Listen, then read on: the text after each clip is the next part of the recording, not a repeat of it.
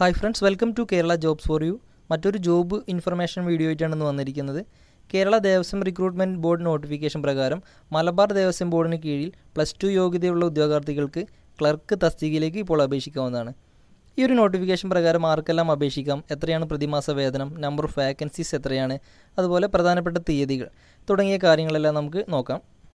ഇതുപോലുള്ള job information വീഡിയോസിന് വേണ്ടി ഈ ചാനൽ സബ്സ്ക്രൈബ് ചെയ്യാത്ത ആളുകൾ സബ്സ്ക്രൈബ് ചെയ്ത് താഴെ കാണുന്ന ബെല്ലൈക്കൺ കൂടെ എനേബിൾ ചെയ്ത് വയ്ക്കുക. നമുക്ക് ഈ നോട്ടിഫിക്കേഷൻ ഡീറ്റെയിൽ ആയിട്ട് നോക്കാം. മലബാർ ദേവസ്വം ബോർഡിന് കീഴിൽ ക്ലർക്ക് തസ്തികയിലേക്ക് Kerala Devaswom recruitment board notification പ്രസിദ്ധീകരിച്ച തീയതി 16/12/2020 ആണ്. 18/1/2021 വരെ ഈ പോസ്റ്റിലേക്ക് ഓൺലൈൻ വഴി അപേക്ഷ സമർപ്പിക്കാവുന്നതാണ്.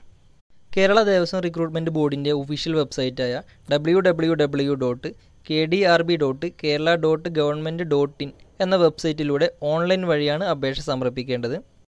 കാറ്റഗറി നമ്പർ 41/2020 പ്രകാരം ക്ലർക്ക് തസ്തികയിലേക്ക് നിലവിൽ 10 ഒഴിവുകളിലേക്കാണ് അപേക്ഷ ക്ഷണിച്ചിരിക്കുന്നത്. ഈ ഒരു തസ്തികയുടെ ശമ്പള സ്കെയിൽ നോക്കുകയാണെങ്കിൽ തിരഞ്ഞെടുക്കപ്പെടുന്ന ഒരു ഉദ്യോഗാർത്ഥിക്ക് ലഭിക്കുന്നത് 19,000 രൂപ മുതൽ 43,600 രൂപ വരെയാണ് പ്രതിമാസ വേതനമായി ലഭിക്കുന്നത്.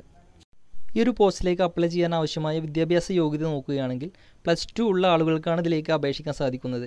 +2 അല്ലെങ്കിൽ തത്തുല്യ യോഗ്യത, കൂടാതെ ഡിപ്ലോമ ഇൻ കമ്പ്യൂട്ടർ ആപ്ലിക്കേഷൻ എന്ന കോഴ്സ് കൂടെ കഴിഞ്ഞിരിക്കണം. അല്ലെങ്കിൽ DCA തത്തുല്യ യോഗ്യതയുള്ള ആളുകൾക്കും ഇതിലേക്ക് അപേക്ഷിക്കാവുന്നതാണ്. നിലവിൽ 10 ഒഴിവുകളിലേക്കാണ് ഈ നോട്ടിഫിക്കേഷൻ വന്നിരിക്കുന്നത് എങ്കിലും ഈ നോട്ടിഫിക്കേഷൻ്റെ റാങ്ക് ലിസ്റ്റ് പ്രാബല്യത്തിൽ ഇരിക്കുന്ന കാലത്ത് റിപ്പോർട്ട് ചെയ്യുന്ന ഒഴിവുകളിലേക്കും ഈ ലിസ്റ്റിൽ നിന്ന് തന്നെയായിരിക്കും നിയമനം നടത്തുന്നത്. ഈ ഒരു പോസ്റ്റിലേക്കുള്ള നിയമന രീതി നോക്കുകയാണെങ്കിൽ നേരിട്ടുള്ള നിയമനമാണ്. അതുപോലെ തന്നെ നോട്ടിഫിക്കേഷൻ പ്രകാരം പ്രായപരിധി പറഞ്ഞിരിക്കുന്നത് 18-നും 35-നും ഇടയിൽ പ്രായമുള്ള ഉദ്യോഗാർത്ഥികൾക്ക് മാത്രമായിരിക്കും ഈ പോസ്റ്റിലേക്ക് അപേക്ഷിക്കാൻ സാധിക്കുന്നത്. കൃത്യമായ ഡേറ്റ് നോക്കുകയാണെങ്കിൽ 1/1/2002-നും 2/1/1985-നും ഇടയിൽ പ്രായമുള്ള ആളുകൾക്ക് മാത്രമേ ഈ പോസ്റ്റിലേക്ക് അപേക്ഷിക്കാൻ സാധിക്കൂ. അതുപോലെ വയസ്സിളവിനെ സംബന്ധിച്ച് റിസർവേഷൻ കാറ്റഗറീസിന് അപ്പർ ഏജ് ലിമിറ്റിൽ റിലാക്സേഷൻ ലഭിക്കുന്നതാണ്.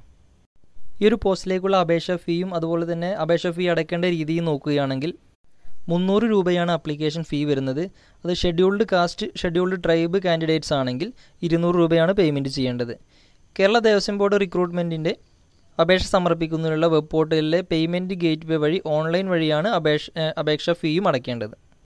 ഈ ഒരു പോസ്റ്റിലേക്ക് അപേക്ഷ സമർപ്പിക്കാൻ ആഗ്രഹിക്കുന്ന കാൻഡിഡേറ്റ്സ് ചെയ്യേണ്ടത് കേരള ദേവസ്വം റിക്രൂട്ട്മെൻറ്റ് ബോർഡിൻ്റെ ഒഫീഷ്യൽ വെബ്സൈറ്റായ www.kdrb.kerala.gov.in ഈ വെബ്സൈറ്റിൻ്റെ ലിങ്കും അതുപോലെ തന്നെ ഒഫീഷ്യൽ നോട്ടിഫിക്കേഷനെല്ലാം താഴെ ഡിസ്ക്രിപ്ഷൻ ബോക്സിൽ ആഡ് ചെയ്യുന്നുണ്ട്.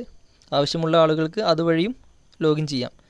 ഈ ഒരു വെബ്സൈറ്റിൽ ഹോം പേജിൽ കാണുന്ന അപ്ലൈ ഓൺലൈൻ എന്ന ലിങ്കിലൂടെ ഒറ്റത്തവണ രജിസ്ട്രേഷൻ ചെയ്ത് കഴിഞ്ഞാൽ ലഭിക്കുന്ന യൂസർ ID-യും പാസ്വേഡും ഉപയോഗിച്ചാണ് ലോഗിൻ ചെയ്ത് അപ്ലിക്കേഷൻ ചെയ്യേണ്ടത്. രജിസ്ട്രേഷനും അപ്ലിക്കേഷൻ എൻ്റർ ചെയ്തതിനും ശേഷമാണ് അപേക്ഷ ഫീ അടയ്ക്കേണ്ടത്. ഓൺലൈൻ വഴിയായാണ് അപേക്ഷ ഫീയും പേയ്മെൻറ്റ് ചെയ്യേണ്ടത്.